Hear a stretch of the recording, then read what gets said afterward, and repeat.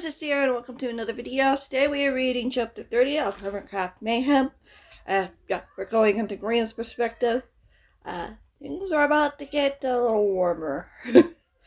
This is the, not quite the calm before the storm, but the storm is coming. If not, hitting in this chapter, so let's get ready to go. There are captions available if you want to follow along, but for the chapter, but you don't have to. But up to you.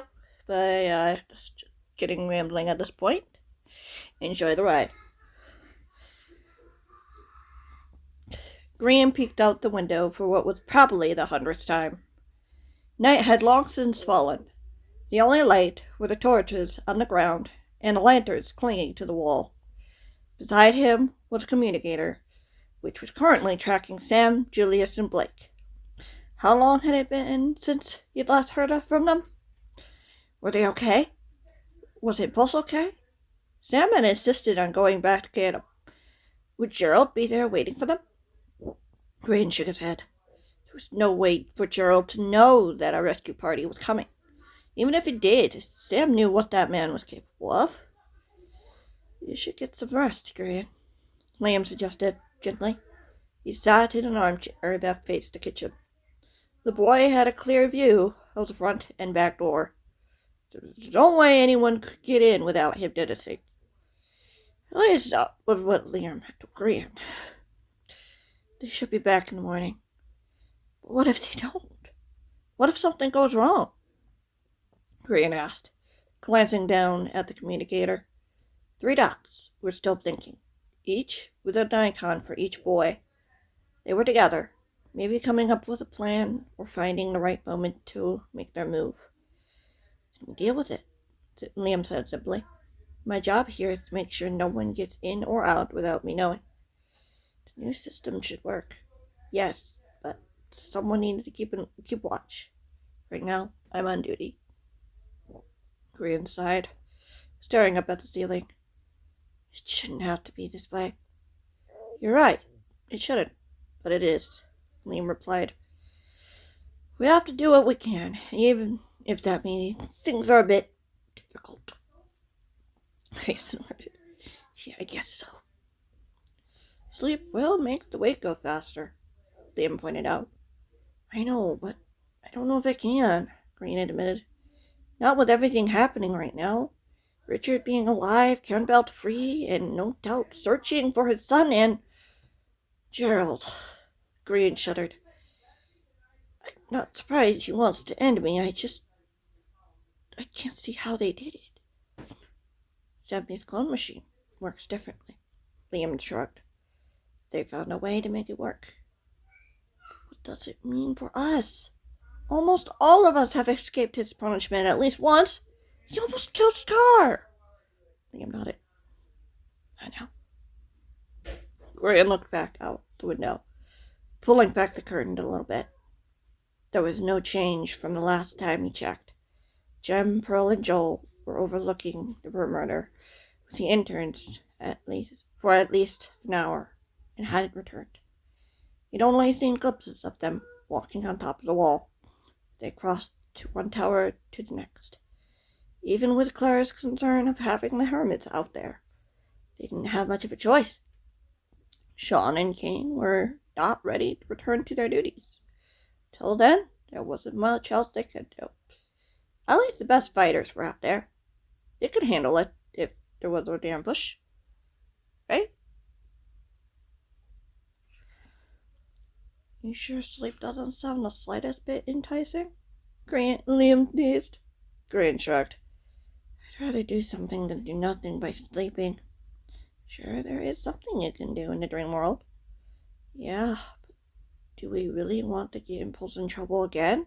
Grian asked, regretting the sharpness of his tone almost immediately. He won't if we get him out first, Liam said, raising an eyebrow. Gerald won't give up, Grian insisted. They have an army, Liam. We don't stand a chance. All we can do is try, Liam said softly. What about Franklin? Grian asked. Conover won't care that he's Campbell's son. He sees us all as traitors. I don't know. Can't know. William said, his piercing blue eyes meeting Grian's. But I'm not giving up the fight. Eli didn't, even when it cost him everything. Grian nodded slowly. He seemed like a noble guy. Yeah, Liam smiled. He taught me a lot through the time that I've known him. He cared about protecting those who couldn't protect themselves. He encouraged me to teach at the school. I thought Sam did that. Both of them did, Liam whispered. He was like the father we never had. I'm sorry, Grian said sadly. My brother was my biggest supporter growing up, Liam said, sitting up straighter. He was there when I needed him and encouraged me to be what I needed to be, as a teacher or a protector. Grian smiled weakly. I'm sure he's proud of you. I hope so, Liam replied. Dad told Sam when he left that he was proud of him, of us, for standing for what we wanted, even if it wasn't what he wanted. It's just a shame I didn't get to see him after Sam disappeared that first time. Yeah, Grian fidgeted with his hands. What was he supposed to say? There are too many stories already about families being torn apart. It almost seemed normal. Why was that? Why were Andrew and Richard willing to destroy families to get what they wanted? Why was Campbell willing to poison thousands, if not millions, of his own people just to get back at Rose? Why was Conover coming at the hermits so hard when there were people every day fighting for their lives? Dan and Stampy were doing the very thing Conover should be doing, and yet Stampy was being painted as the enemy. They all were. None of this made any sense. You could use the communicator to check on the patrol if you want. See how they're doing, Liam said. What? Grian looked up. You were staring at the communicator as if your life depended on it. Maybe it does, Grian teased, picking up the device, holding it in his hand for a moment, before tapping at the buttons. You could see Liam smirk from the corner of his eye as he tapped Jem's icon when it appeared on the screen. Just then the device buzzed once before going dark. A moment later, Grian heard the faint sound of an alarm go off. Dread filled the hermit as he slowly looked up at his protector. Liam rose to his feet slowly, his hand on the hilt of his sword. Just then there was the sound of an explosion as pain shot through Grian's mind. The hermit yelped, getting to his feet. They're going after the patrol! Grian dashed toward the closed kitchen door. He stopped in his tracks as someone broke through the entrance to the secret tunnels. Grian's eyes grew wide as he recognized the man stepping through the hole.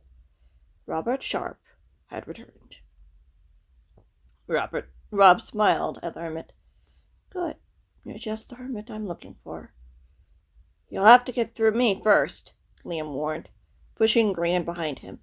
Rob laughed as more figures stepped through the hole. Grian gulped. All of them looked just like Rob. The clone army had arrived. And that, my friends, is the end of this chapter. I hope you guys enjoyed. Yeah, I know it's a little shorter, but yeah, it's good for YouTube. YouTube likes it. So it just depends on the chapter. It just write it how it is and just go with the flow. Don't really worry about it. And yeah, next week we will be diving into Jem's perspective. So we're going to see what happened after the patrol. Yeah, all that fun stuff. So I'll see you guys then, or whenever you decide to tune in. Bye!